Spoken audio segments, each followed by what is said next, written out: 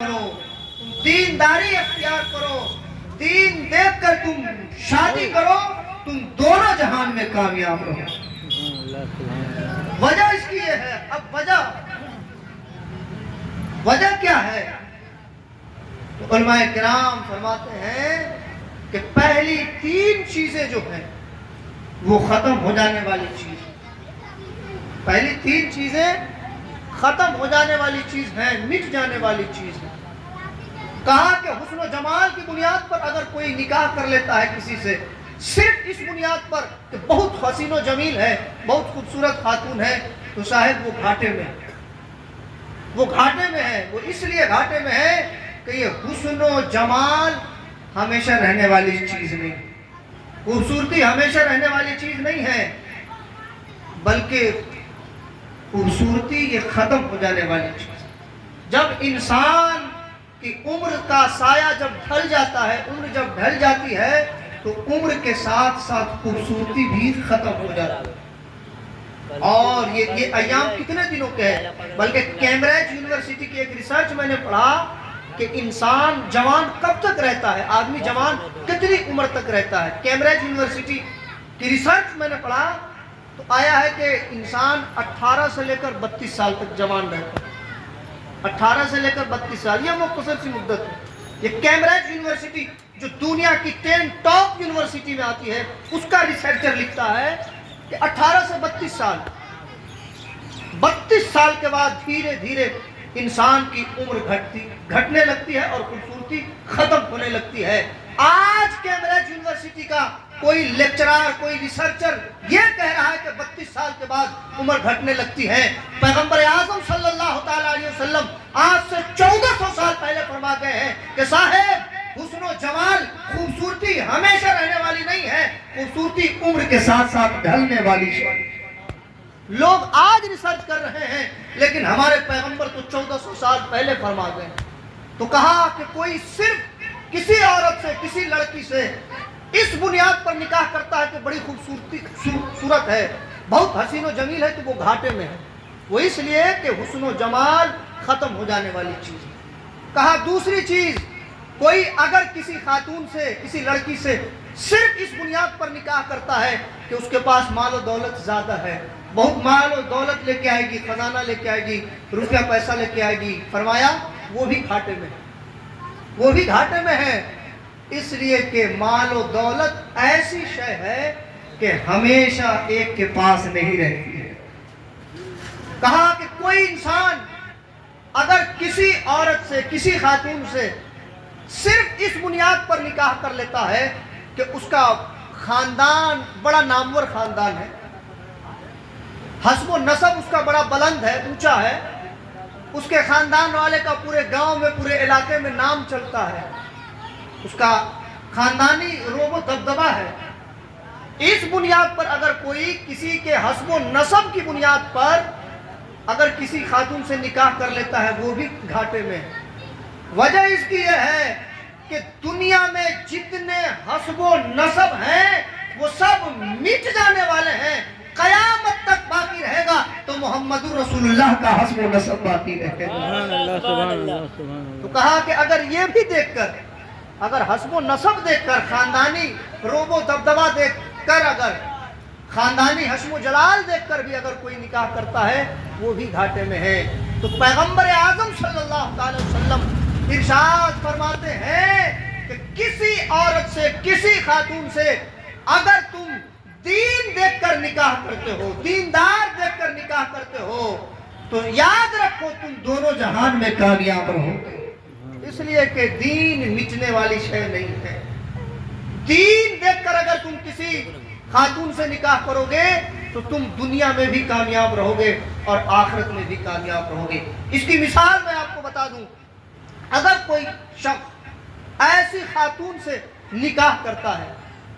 جو پڑھی لکھی ہو، جو قرآن کی تلاوت کرنا جانتی ہو، جو اپنے دین کے بارے میں سمجھتی ہو، جسے نماز، روزے، زکوٰۃ کی اہمیت معلوم ہو، اور پھر وہ اپنے رب کو جانتی ہو، اپنے رب کا خوف اس کے سینے میں ہو، رسول اللہ صلی اللہ علیہ وسلم کی محبت اس کے سینے میں ہو، یعنی دیندار ہو، نماز روزہ کو جانتی ہو، ماں باپ کے مقام کو وہ جانتی ہو، شوہر کے مرتبے کو وہ جانتی ہے، پڑھی ہے اپنی کتابوں میں، اگر ایسی خاتون سے آپ جب نکاح کریں گے، شادی کریں گے جو پڑھی لکھی ہوگی، تو کل وہ آپ کے بچوں کی اچھی ماں بھی ثابت ہوتی ہوئی نظر آئے گی۔ پڑھی لکھی ہوگی تب وہ آپ کے بچوں کی اچھی ماں ثابت ہوگی۔ اور پھر صاحب اگر وہ قرآن پڑھنے والی ہوگی، قرآن کی تلاوت جانتی ہوگی، وہ آپ کے گھر میں جب دلہن بن کے آئے گی تو ہو نہ ہو روزانہ اگرچہ تلاوت کرے نہ کرے، ہو سکتا ہے کہ کسی جمعہ کو، کبھی جمعرات کو، کبھی شب برات کی رات کو، کبھی یوم عاشورہ کو، ہو سکتا ہے کہ اس کے ذہن میں، دل میں خیال تو آئے گا کہ میں قرآن پڑھنا جانتی ہوں، چلو آج شب برات کی رات ہے، شب قدر کی رات ہے، ہم قرآن کی چند صورتیں ہی پڑھیں۔ اور آپ جانتے ہیں جب عورت خاتون قرآن پڑھنے والی ہوتی ہے اور جب وہ اپنے گھر کے اندر قرآن کی تلاوت کرتی ہے تو ظاہر سی بات ہے صاحب، آپ سن چکے ہیں علماء سے کہ جہاں پر قرآن کی تلاوت ہو جاتی ہے، جہاں پر قرآن پڑھا جاتا ہے، وہاں سے شیاطین دور ہوتے ہیں اور وہاں پر اللہ کی رحمتیں اترا کرتی ہیں۔ سبحان اللہ، سبحان اللہ۔ تو فرمایا گیا کہ کسی بھی خاتون سے جب تم نکاح کرو تو کچھ دیکھو یا نہ دیکھو، مال دیکھو نہ دیکھو، دولت دیکھو نہ دیکھو، حسب و نسب دیکھو نہ دیکھو، اتنا ضرور دیکھو کہ وہ پڑھی لکھی ہے کہ نہیں، وہ دیندار ہے کہ نہیں، اس کا خاندان، جس خاندان میں تم شادی کرنے جا رہے ہو وہ دیندارانہ خاندان ہے کہ نہیں ہے۔ یہی وجہ ہے کہ اللہ کے رسول صلی اللہ علیہ وسلم نے فرمایا کہ اے لوگوں، گندگی کے ڈھیر پر اگے ہوئے سبزے سے بچو۔ بہت بڑی بات تھی، کہا لوگوں گندگی کے ڈھیر پر اگے ہوئے سبزے سے بچو۔ غلاموں نے سوال کیا یا رسول اللہ یہ کیا ہے؟ ہم سمجھ نہیں پائے یہ کیا فرما رہے ہیں آپ کہ گندگی کے ڈھیر پر اگے ہوئے گھاس سے بچو؟ تو اللہ کے رسول صلی اللہ تعالی علیہ وسلم ارشاد فرماتے ہیں تم نہیں سمجھے، ایسی لڑکیوں سے، ایسی عورتوں سے نکاح نہ کرو جس کا خاندان تو بڑا نامور ہے، جس کے خاندان کا تو نام چلتا ہے، لیکن جس سے تم نکاح کر رہے ہو وہ ان پڑھ ہے، گوار ہے، جاہل ہے، پڑھی لکھی نہیں ہے اور اس کے عادتیں اس کی اچھی نہیں۔ تو ایسی خاتون سے بچو، ایسی خاتون سے نکاح کرو جو پڑھی لکھی ہو، جو قرآن کی تلاوت جانتی ہو۔ اور جب پڑھی لکھی ہوں گی، جب تمہاری بیوی پڑھی لکھی ہوگی، اللہ کا خوف اس کے سینے میں ہوگا، رسول اللہ کی محبت اس کے سینے میں ہوگی، وہ اپنے دین کو پہچانے گی تو وہ تجھے بھی پہچانے گی، وہ اپنے شوہر کے مقام کو بھی جانے گی کہ شوہر کا مقام کیا ہے۔ اپنے جس گھر میں وہ دلہن بن کے آئے گی، اس گھر میں جو شوہر کے والد ہیں اس کے مقام کو وہ جانے گی کہ سسر کا مقام کیا ہے، ساس کا مرتبہ کیا ہے، ان کے جو دوسری اولادیں ہیں ان کے ساتھ کس طرح سے پیش آنی چاہیے۔ یہ کب ممکن ہوگا؟ یہ اس وقت ممکن ہوگا جب اس کے اندر دین کی تعلیم ہے، جب اس کے اندر دین کی تعلیم ہوگی، مذہب اسلام کی تعلیم ہوگی، اور وہ سیدہ خاتون جنت حضرت فاطمہ الزہرا کی سیرت کو پڑھی ہوگی، تب اسے معلوم ہوگا، سیدہ زینب کے، سیدہ رقیہ کے، سیدہ سکینہ کی زندگی کو پڑھا ہوگا، تب اسے پتہ چلے گا، تب اسے معلوم ہوگا کہ خاتون جنت نے کیسی زندگی حضرت مولا علی کے ساتھ گزاری۔ پڑھی لکھی ہوگی تب نہ، اور اگر پڑھی لکھی نہیں ہوگی، ان پڑھ ہوگی، گوار ہوگی،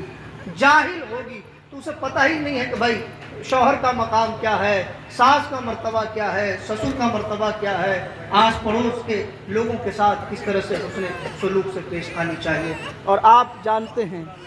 اور آپ سب جانتے ہیں، آپ سب جانتے ہیں صاحب کہ جب مائیں نیک ہوتی ہیں، جب مائیں نیک ہوتی ہیں، مائیں جب نیک ہوتی ہیں تو اس کی گود میں پرورش پانے والا بچہ بھی نیک اور صالح ہوا کرتا ہے۔ یہ بات آپ خوب اچھی طرح جانتے ہیں، علماء سے سن چکے ہوں گے، بارہا سنتے ہیں کہ مائیں جب نیک ہوتی ہے تو اس کی گود میں پرورش پانے والا بچہ بھی نیک اور صالح ہوا کرتا ہے۔ آپ نے سنا ہوگا ایک بزرگ گزرے ہیں